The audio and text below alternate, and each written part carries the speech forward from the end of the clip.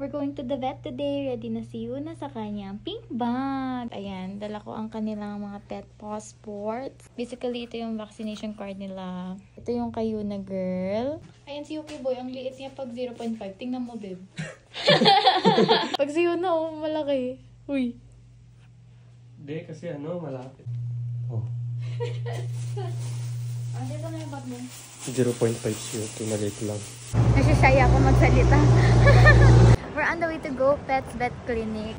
And si Yuki, they're gonna get their FELV or feline leukemia virus vaccine. Kasi wala pa silang ganun. Ang meron lang sa kanila yung 4-in-1. Tapos buti na lumipat kami ng vet. Doon ko nalaman na kailangan pala yun.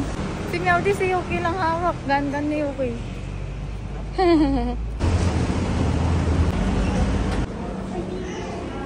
Si Yuna na lang po muna kasi masungit po siya. Oh, yung ganda naman. Wait lang. 8.9.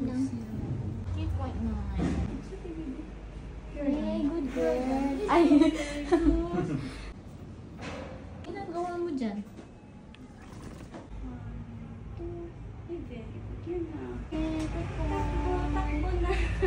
Napabaksin na namin sila. Ba't may white sa hair mo?